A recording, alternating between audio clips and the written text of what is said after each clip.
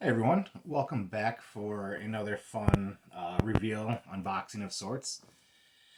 I'm in a few comic book groups and I've been seeing a lot of folks who are gathering up these Walmart bundles. I think that, what is it, 3 comics come in them, and they've gotten some really cool stuff, some Walmart exclusive covers, and I went ahead and I picked up 4, not even caring about what was on it, for the first issue on top sort of thing, because I just wanted to see what comes in these things. They're $8 and each comes with 3 comics. So at the end of the day, I may not have gotten my money's worth, but I wanted to check it out. I wanted to give it a shot. I know some people have been finding some really awesome finds. So I'm going to start with this War of the Bounty Hunters, issue 1 here, which I know I will not be keeping. I do not collect any of the Star Wars comics, despite the fact that I love Star Wars in general. But I have a lot of friends who collect it, and so I'm always down to either trade or just leave little gifts at the local comic shop. So these are the reason why I've often stayed away from these, besides the fact that I prefer to buy at my LCS, is simply because the packaging is so tight on them that I couldn't imagine that the corners wouldn't be damaged.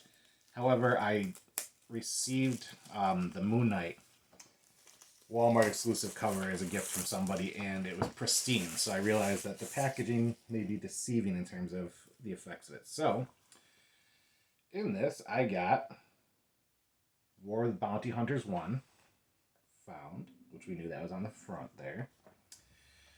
I got the Trials of Ultraman variant number 5.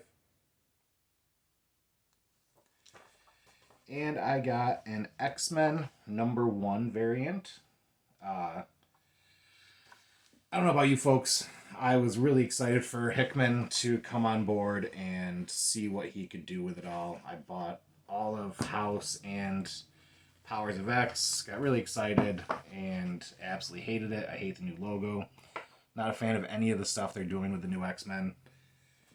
I just... they had characters that were great as is, I guess, and it's been rather uninspired for me in terms of story arcs, and to be honest, the art is just horrendous. I like the risks that they took, I just didn't pay off for me in the end. But we're not here to bash on Hickman or the new X-Men, so we are here to look at some more comics from the Walmart pulls. We've got first appearance of Hunter's Moon, the Walmart Moon Knight edition here, which I think this is my 3rd copy of this now. It's called a modern key, but I mean, I don't really know what that means these days. We might see it on a TV show or something and then it's gone. Talk about it for a little bit. I'm reminded when we talk about like modern keys about the buzz when Null first appeared. The Thor books and Silver Surfer, all that stuff, Venom. Where there was this big crossover and you got Null and everything else, and then talk of that quickly fizzled. And King in Black is a thing of the past already. So I try not to get too caught up in modern keys. But this is a beautiful book. I like the red much better than the green that was on the original. So Moon Knight 3, Hunter's Moon appearance. I got X Factor 10. Looks like they're doing the Hellfire Gala. I'm going to be honest. This X right here, it just looks so childish to me. It looks so awful. I have no idea why they went with that for the logo. And it took me the longest time to even get past that to pick up some of the books. I don't get it. I don't like it. And I got Fantastic Four number 1 variant. Now, my concern about the packaging with these, I'm going to show you. Look at that corner. Not a good corner. Not that this book is of any value, but look at that corner. So if you're a condition snob, this is the example of why I was hesitant to buy them, because of the vacuum sealing on it. I will say that the top issue seemed to be perfectly fine. It's just the one below, so that was surprising.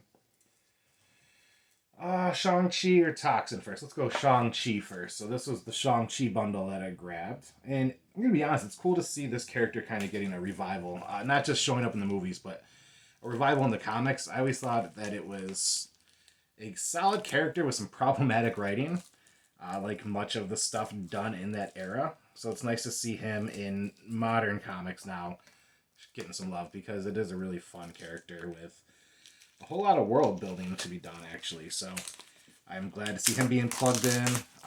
Hoping for a nice revival of Luke Cage at some point. I think that'd also be fun. So it's cool seeing some of these lesser known folks in terms of the mainstream stuff get some prominence here. So this is Shang-Chi #4, Family vs. Family. So that's interesting. I'm not up to date with any modern Fantastic Four books. Not really in my wheelhouse. Not that I don't like Fantastic Four, it's just not something I've kept up with. Maestro #2, Meet the Maestro Hercules. That's interesting. I have this run, the Maestro run. I don't have this cover particularly. I just haven't kept up on it, and I meant to. I actually just started reading a bunch of older stuff. And then we have an Amazing Spider-Man #7. It's a fun cover there. I actually don't read ASM either, so far I haven't gotten much that's going to stay in my PC, but that's okay. It's all about the journey, right?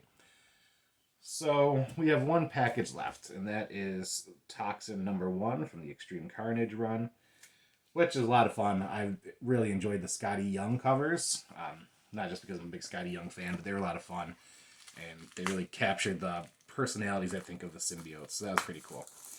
So already I know I'm going to keep this Toxin book. So that's a good one to start with.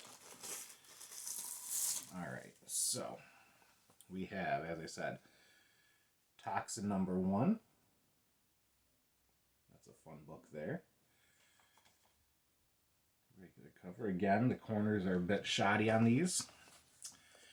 I have a Savage Sword of Conan #3, which is going to go to Gary B, the Casual Comic Guy, without even thinking about it, because that's just what happens when I get Conan books.